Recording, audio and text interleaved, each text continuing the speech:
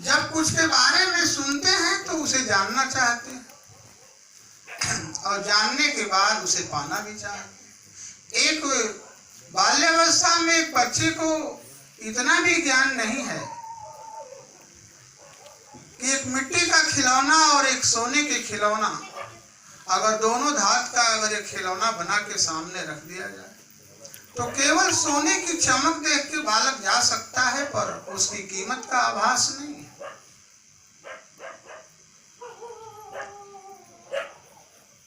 वो कभी ऐसा भी हो सकता है कि वो सोने का भी बना हुआ खिलौना है, उसे भी उठा के वो किसी गड्ढे में फेंक सकता है। लेकिन वही बाल्यावस्था जब समाप्त हो जाती है, युवावस्था में प्रवेश करता है तो समझ उसकी तीव्र हो जाती है। फिर वो मिट्टी के कांच के खिलौने की तरफ उसका ध्यान भी नहीं रहता, केवल सोने के खिलौने पर भी ध्यान नहीं है, सोने की मुद्रा पर ध्यान चला जाता है। यह एक बारीक मुद्रा है, जिस मुद्रा के ऊपर हमारा जीवन निर्भर हो सकता है, इसलिए इसे संभाल के रखा जाए। यही जीवन में आने के बाद हम धन की प्राप्ति करना चाहते हैं। धन के द्वारा अनेक मुद्रा भी है, उस मुद्रा को भी हम पाना चाहते हैं, उससे हम श्रृंगार बनाते हैं। धन के द्वारा हम महल बनाते हैं, अपने जीवन के लिए सुंदर से सुंदर सामान इकट्ठा करते हैं और उस पर रहते भी। लेकिन इतना सब कुछ होने के बाद भी दिल में बेचैनी और चिंता दूर नहीं होती। किसी न किसी कारण बस वो चिंताग्रस्त मनुष्य है, लेकिन इस चिंताओं से मुक्त भी होना चाहता है कि हमें चिंता हमसे हम न रहे, लेकिन ऐसा हुआ ही नहीं। जगत को देखने वाला, जगत की प्राप्ति करने वाला चिंताग्रस्त न हो, क्योंकि संसार चिंता का विषय है। नहीं रहने पर भी उसे पाने की चिंता और प्राप्त हो जाने के बाद भी नाना तरह की चिंताओं में घिर जाता है। अगर किसी सेठ बहुत अच्छा सोना, बहुत अच्छी इमारत खड़ा किया, बहुत काफी दौलत इकट्ठा किया, लेकिन अगर किसी दिन उसके महल में अगर डकैती भर गई और सारा धन लूट लिया गया तो फिर चिंताग्रस्त हो जाएगा। ये संसार की विडंबना है। इस संसार की वस्तुएं और संसार में आंखों से दिखने वाला प्राणी शरीर बाद में स्थिर नहीं और अस्थायी भी नहीं, और हम जीवन में शाश्वत मुद्रा प्राप्त करने के लिए आए। एकमात्र महापुरुषों की दृष्टि में महापुरुषों ने बताया कि एकमात्र परमात्मा ही वो परम मुद्रा है, वो रतन है। जिस रतन को प्राप्त करने के बाद संसार में रहते हुए भी तुम्हें नहीं रहने का भान मालूम होगा, क्योंकि ये रतन ऐसा रतन है जो मिलता नहीं है, और मिल जाने के बाद कभी किसी महापुरुष से वो रतन अलग नहीं हुआ। उसी रतन को पाने के लिए हमें यह जीवन परमात्मा ने दिया है। मानव तन सबसे बड़ा, ये मानव तन मिला है, इससे बड़ा कोई तन अब सृष्टि में परमात्मा के पास नहीं है। मानव तन सबसे बड़ा, जब सदग्रंथ लखाए, नहीं तो सबसे बुरा कि लक्ष्य और असंग। क्योंकि अगर इस मनुष्य जीवन में आकर के अगर हम अपने शाश्वत स्वरूप को नहीं पाए, परमात्मा से हमारा मेल मिलाप नहीं हुआ, हमारे दिल और हमारी दृष्टि उस परम तत्व परमात्मा की तरफ नहीं पहुंची, तो हम इस प्रकृति के ही दीवार में और प्रकृति के ही प्रतिबिंब को देखते देखते अगर जीवन अस्त हो गया तो अंत में प्रकृति में ही हमें जाना पड़ेगा। इसलिए महापुरुषों ने ये वह बात कहा कि भाई यह जीवन केवल भजन के लिए ही मिला है और उस शाश्वत परमात्मा का ही भजन करना है। लेकिन अगुण अरूप अलख अज जोई, लेकिन वह परमात्मा अगुण है, अरूप है, अलख है, जो अलखा नहीं जा सकता। लेकिन फिर भी भगत प्रेम बस सगुण सो। भक्त के परमात्मा के प्रति इतना गहरा लगाओ, इतनी भक्ति, भक्ति का अर्थ होता है लगाओ, परमात्मा से लगाओ, परमात्मा के प्रति समर्पित भावना का नाम भक्ति। यह आत्मा ही भक्त है, दूसरा भक्त नहीं होता, आत्मा ही भक्त होता है। और आत्मा ही जब परमात्मा से बिछुड़ता है तो प्रकृति में के चंगुल में जब फंस जाता है तो वह आत्मा तड़पने लगती है, जो कि हमारा मूल स्वरूप, हम शाश्वत परमात्मा के अंश होते हुए भी इतना दुखी क्यों? ईश्वर अंश जीव अविनाशी, जब हम परमात्मा के ही अंश हैं तो उस अंश वो परमात्मा दुखी नहीं, हम दुखी क्यों? इसलिए कि हमारे मन का रुझान इस प्रकृति के दामन में चला आया, प्रकृति के गोद में चला आया, जो हम इस आंख से दिखने वाले संसार में हम जो सुख खोज रहे हैं, यही हमारे भटकाव और दुख का कारण है। अगर मानव जीवन से अगर चेतन अमल सहज सुख राशि, अगर उस चेतन तत्व परमात्मा का अमल हो जाए तो सहज में ही तो सुख की राशि है, सुख का भंडार है। सुख तुम्हें खोजना नहीं है, तुम सुख देने वाले हो। तुम्हारे ही निज स्वरूप से इस संसार में जो कुछ भी सुख दिखाई दे रहा है तुम्हारे ही स्वरूप से निकलता हुआ किरण। इसलिए तू अचिंत हो जा, तू अपने शाश्वत स्वरूप को प्राप्त करके तू चिंता रहित हो जा। है चांद तारों सितारों में है तेरी रोशनी, तू अपने स्वरूप को जिस दिन प्राप्त होगा किसी को बताना नहीं पड़ेगा, तुम खुद ही अपने आप में समझ जाओगे। ये समझ किसी के समझाने की जरूरत नहीं पड़ती, वो समझ स्वयं में हो जाती है कि वही जीवात्मा जब अपने स्वरूप को प्राप्त करता है तब वो यह सोचने लगता है, देखने लगता है, ओ कहाँ हम जीव रूप में, कहाँ हम शरीर के रूप में जा करके इस रूप संसार के मरने मिटने वाले रूप में मेरा मन फंसा था, और अब चिदानंद चेतन स्वरूप में प्राप्त होने के बाद वह देखने लगता है कि अरे मेरी दृष्टि के ही सामने चांद तारे सितारे ग्रह उपग्रह नक्षत्र चंद्रमा सूर्य जो भी है सभी में परमात्मा की रोशनी जा रही है। यानी अर्थात गोद में बैठने के बाद वो अपनी ही रोशनी देखता है कि मेरी ही रोशनी से सारा संसार रोशनीमय है। लेकिन इतना तत्पत जीव रकार जब यही जीवात्मा जब अपने तत्पत को पाता है तत्वम पद, अपना पद क्या है? सारे संसार में जितना भी पद है सब शरीर के द्वारा है, लेकिन निज पद नहीं। निज पद तो यह आत्मा है।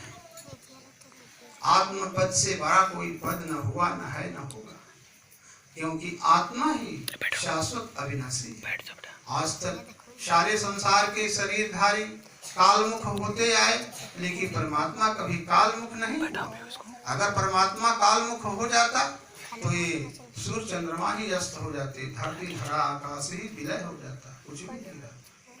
तो ये परमात्मा की दृष्टि में संसार चल रहा है और हम उसी के संसार में रह के अनेकों तरह के भय से ग्रसित। क्यों?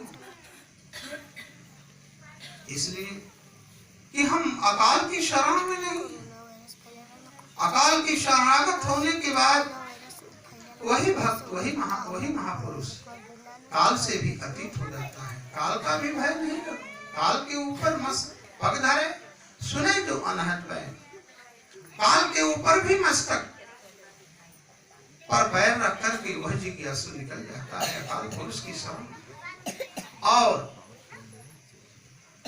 काल उसको कुछ भी नहीं कर पाता है। उमान कछ कपी अधिकाई, प्रभु प्रताप जो काल ही खाई। आप सभी लोगों ने हनुमान का नाम सुना। हनुमान ऐसे भक्त थे कि भक्ति के प्रताप से शिव जी उमा से बोले, हे उमा, उस कपि बंदर की प्रभुताई नहीं थी, लेकिन प्रभु प्रताप, वो प्रभु को जब अपने हृदय में धारण कर लिया तो इतना प्रतापशाली हो गया कि प्रभु प्रताप जो काल ही खाई। गिर पर चढ़ लंका कहीं देखी, कहीं न जाते थे दुर्ग विसिखी। अति उतंग जल निधि चहु पासा, कनक कोट कर परम प्रकाशा। यह जो लंका स्वर्ण की नगरी है, एक लंका तो बाहर है, लेकिन महापुरुषों की दृष्टि में समस्त लंका वासी ही है। संसार के में जब रहने वाले जितने लोग हैं सब लंका वासी ही हैं। ईर्ष्या, लोभ, मोह, मद, मत्सर, मान के अंदर रहने वाले समस्त प्राणी लंका नगरी में ही निवास करते हैं, लेकिन इस लंका के ऊपर अयोध्या का राज। अयोध्या में जब वो लोग पहुंच गए, राम के धाम में पहुंच गए। अवध प्रभाव जान जब प्राणी, जब उर बसे राम धन पाए। अयोध्या का अर्थ ही महापुरुषों ने समझाया। जो तुम्हारी अयोध्या है, जहाँ पर राम का निवास है, राम का धाम है, वो सचेतन विनाशी परमात्मा उस धाम में रहता है। उसकी ज्योत स्वरूप से सारा संसार, सारी सृष्टि में राज कर रहा है। वो परमात्मा के धाम में जाने का रास्ता एकमात्र तुम ये इसी शरीर से अपने गुरु की मूर्त का ध्यान करते करते जब त्रिपुटी के मध्य में जब तुम्हारा ध्यान बसने लगेगा, ध्यान लगने लगेगा। अभी तो एक क्षण भी ध्यान लगता नहीं है। हम दिन रात 24 घंटा संसार के ही ध्यान में पड़े हुए और कहते हैं कि हमें दुख ही दुख है। इस दुख का निवारण कोई करने वाला नहीं, एकमात्र परमात्मा की शरण ही दुख में ही दुख मिटने वाला है। और वह भ्रिकुटी के मध्य में जब जिज्ञासु भजन करते करते जब ध्यान गहरी अवस्था में पहुंचता है, तो आप इधर का संसार क्या देख रहे हैं। भ्रिकुटी के मध्य में जब वह सूरत समानी शब्द में जब गुरु की आज्ञा में शब्द समाहित होकर के गुरु मूर्त धारी जब अपने इष्ट देव की गुरु की मूर्त को धारण करके जब भ्रिकुटी के मध्य में जब आप स्थिरता को प्राप्त होने लगेंगे, तो वहां का संसार देखिए। वहां के संसार, उस संसार में तो ऐसे ऐसे रतन पड़े हुए हैं जिसको आप आंख से देखते, दृष्टि से निहारते हुए यह आत्मा अपनी परम धाम को पूछ करती है। और जैसे सूर्य, तो अगर आप सूर्य को देखना चाहते हैं तो दृष्टि जब धरती पर रहेगी तो सूर्य कभी दिखाई नहीं देगा। इसलिए अपनी आंख की दृष्टि को ऊपर उठाएंगे, जब आकाश में निर्धारित करेंगे तो सूर्य की चमक आपको दिखाई देगी। ठीक उसी प्रकार से महापुरुषों ने समझाया, अपने मन को अपनी ही भ्रिकुटी में दोनों आंखों को बंद करके, दोनों आंख बंद हो, आंख कान लो, मुंह ढांप के, आंख को बंद करके भ्रिकुटी के मध्य में जब तो ध्यान को ध्यान स्थिति को जब धारण करेगा, तो परमात्मा शाश्वत जो परमात्मा है, जो निराकार मोकार मूलम तुरीयम गुणा ज्ञान संसार पार, जो त्रिगुणातीत है, अजन्मा है, अविनाशी है, सारे संसार में वो अपना रोशनी दे रहा है। वो परमात्मा एक है और उस परम धाम में व्यवस्थित है, पराधाम में व्यवस्थित है और हम उसी के अंश हैं। इसलिए यह जीवात्मा को, इस जीव को, देह को नहीं, इस जीव को उस परमात्मा के सम्मुख जाने का पूरा पूरा अधिकार प्राप्त। लेकिन हम जब तक भजन में रत नहीं होंगे, भजन करना भी उसी के बस का है। भगवत भजन भगवान को जाना ही नहीं तो भजन क्या करेगा? भगवान एक है, उसको जानने के लिए गुरुजनों का सहारा।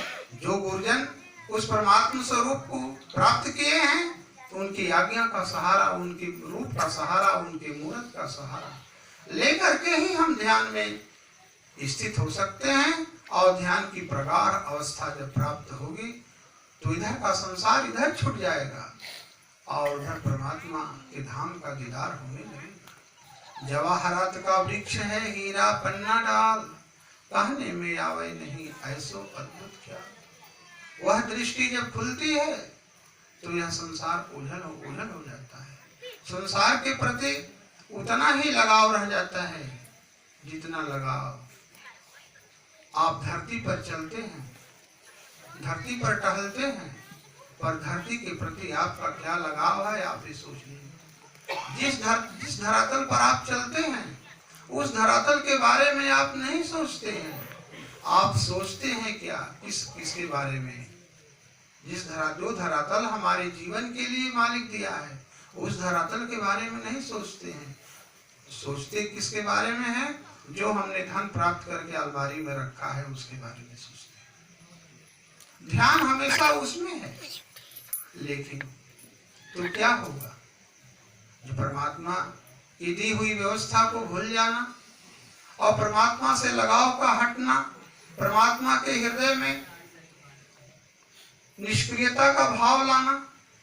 ऐसे भी प्राणी हैं जो ये भी कहते हैं कि परमात्मा महापुरुषों ने झूठ ही कहा। अरे बिन देखे बिन दरस परस के नाम लिए का होगी।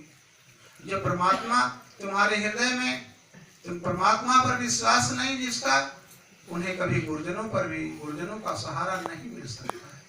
जिन्होंने परमात्मा पर विश्वास किया कि परमात्मा सत्य है, लेकिन परमात्मा सत्य होते हुए भी हमें प्रतीत क्यों नहीं हो रहा है?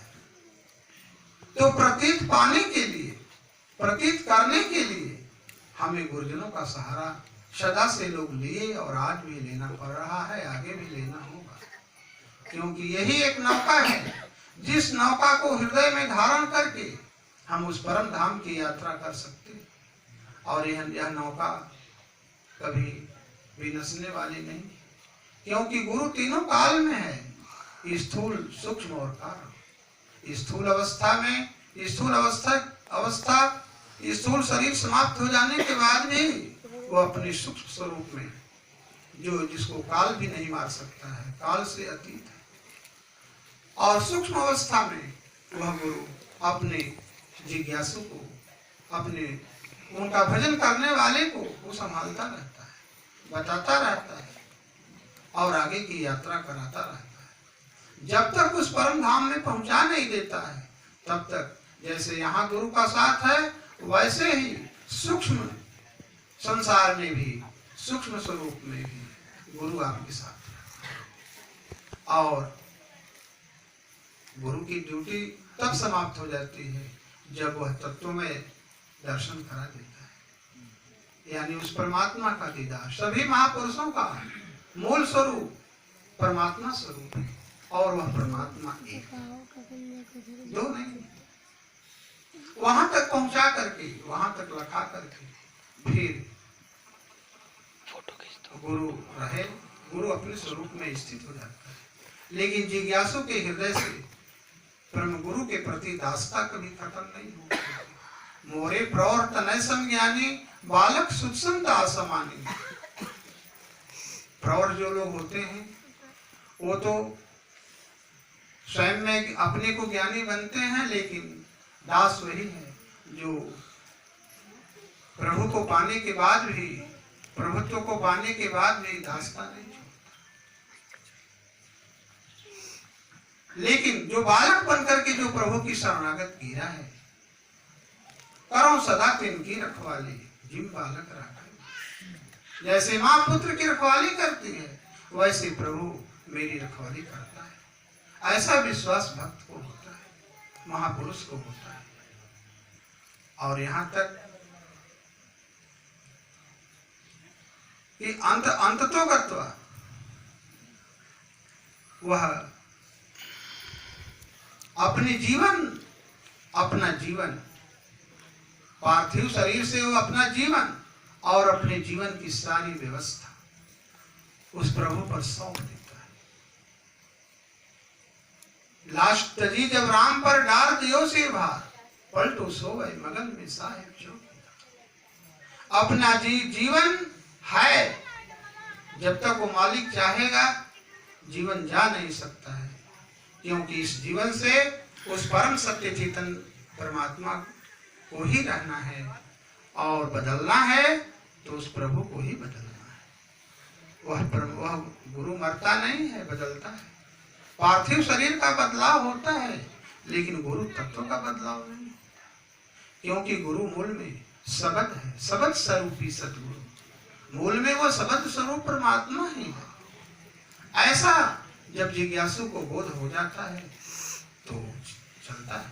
गुरु की आज्ञा सिर पर धारी, चलिए आज्ञा मान, कह कबीर का दास को तीन लोग डरना।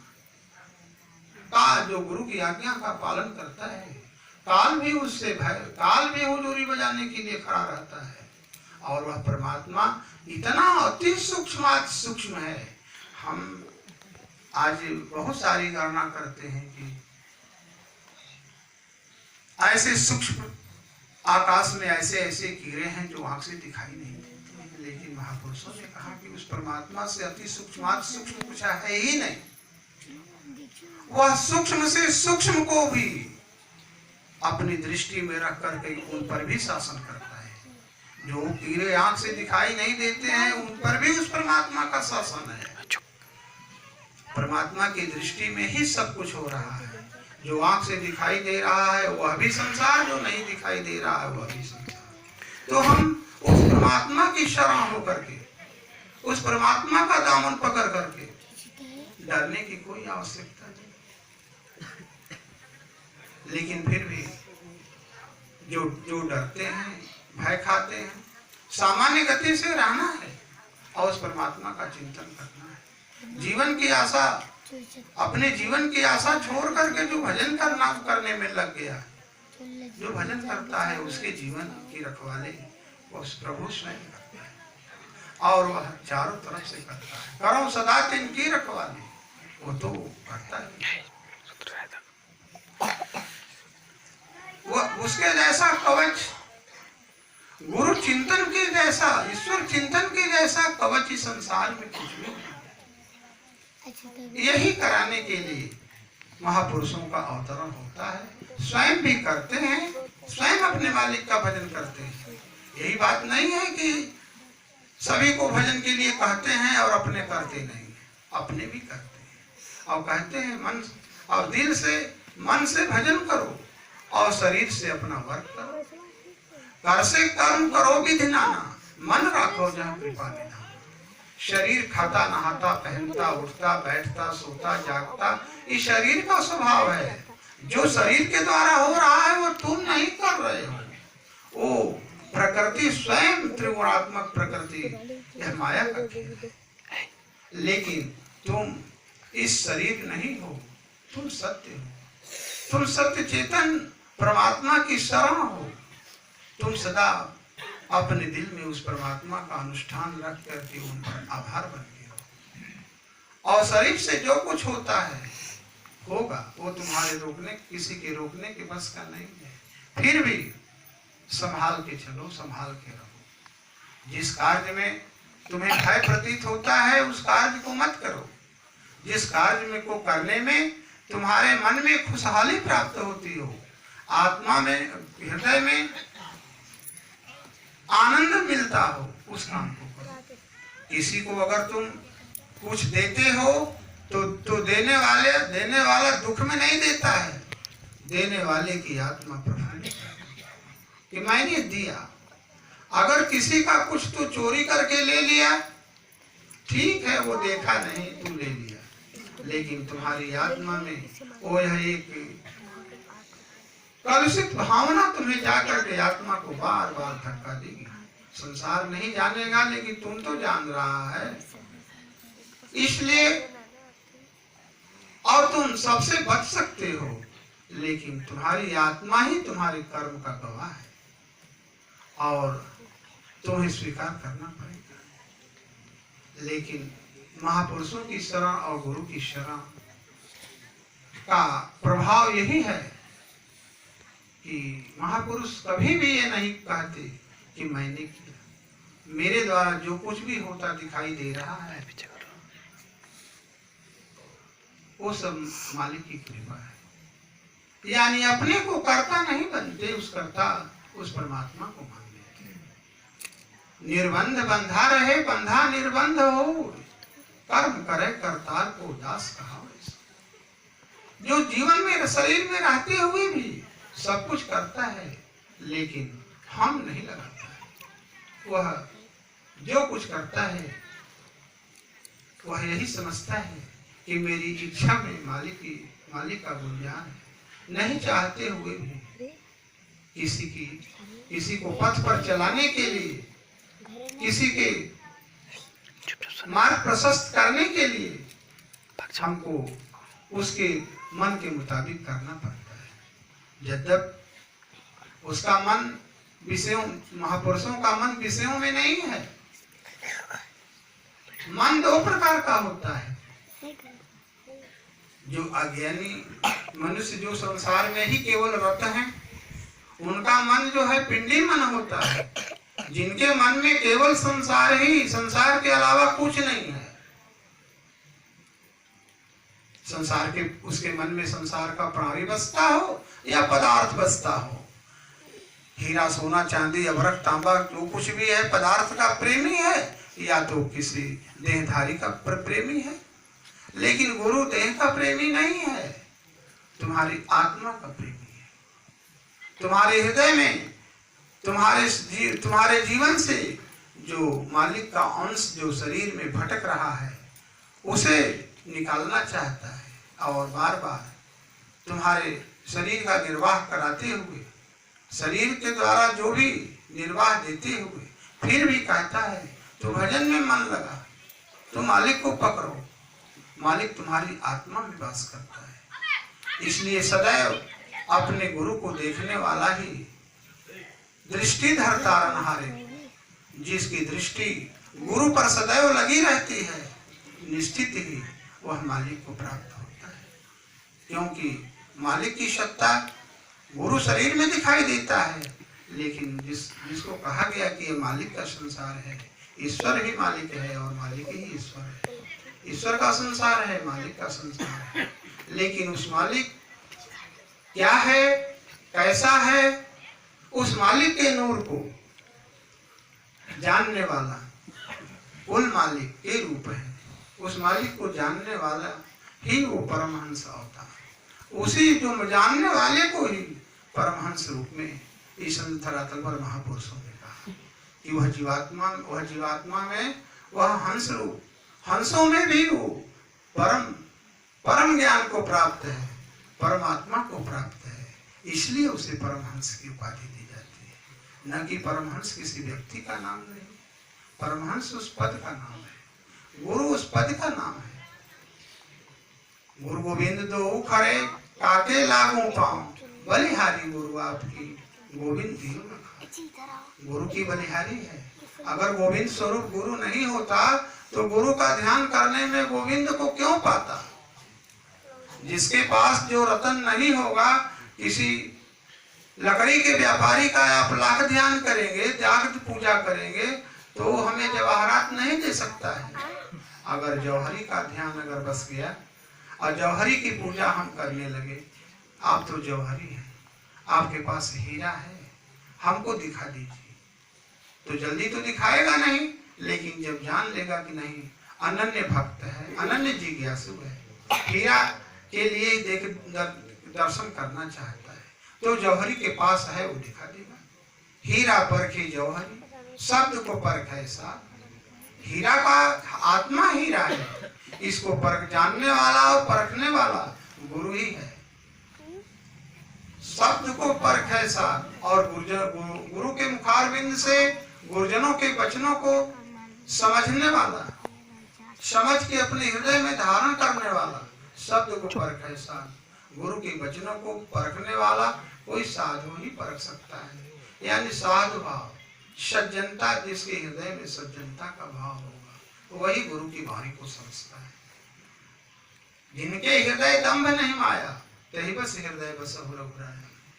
मालिक तो जिसके हृदय में द्वेष, दंभ, पाखंड, मान, अभिमान, घमंड सारी व्यथाओं से जो अलग है, उसी के हृदय में गुरु के वचनों का श्रृंगार बनता है।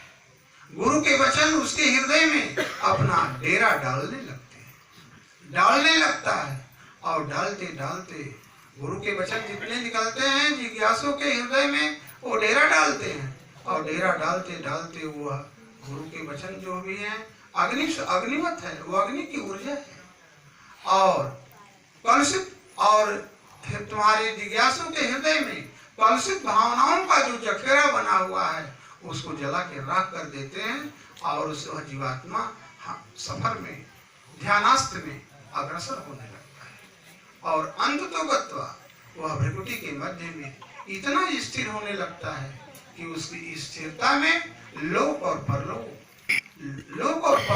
दोनों का दृष्टा बन जाता है। इस आंख से संसार को देखता है और भृकुटी के मध्य से अपने मन की दृष्टि से उस परम तत्व परम धाम को देखता है। उसके लिए अंतर क्या है? जब भी शरीर जिस अवस्था में जहां भी जैसे ही शरीर का छूटना और मन का उस परम धाम में व्यवस्थित होना, उस परमात्मा में व्यवस्थित होना, यह आत्मा उस परम सत्य परमात्मा में सदा सदा के लिए स्थिर हो जाएगी। इसी का नाम है मुक्ति। मुक्ति में तो रहता ही है, जाना चाहे घोर गति देव, जान करके तो रहता ही है, लेकिन मुक्ति देने वाला है। अपने भी मुक्त स्वरूप को जानता है, देह में है तो मुक्ति प्रदत्त आज्ञा है। गुरु की आज्ञा केवल रिद्धि सिद्धि मान वैभव प्रतिष्ठा देने में ही सक्षम नहीं है, अंत में तुम्हें सबका भोग कराते हुए अंत में परम धाम मोक्ष की यात्रा में भी देने वाली है। इसीलिए गुरु की आज्ञा में लौकिक जगत को देखते हुए तो परलोक वासी हो जाएगा। जो परलोक यहाँ सुख जाओ संत चरण पंकज चित करो। अगर लोक का सुख और परलोक की यात्रा अगर दोनों चाहता है तो गुरुजनों की आज्ञा सिर पर धारो। इसलिए यह जीवन अपना मत सोचो, यह उस मालिक का दिया हुआ जीवन है और उस मालिक पर छोड़ चलेगा। जो कुछ होगा उस मालिक के द्वारा होगा, जो हो रहा है उसी मालिक के द्वारा हो रहा है, आगे भी होगा। बस इतना ही कह के समाप्त।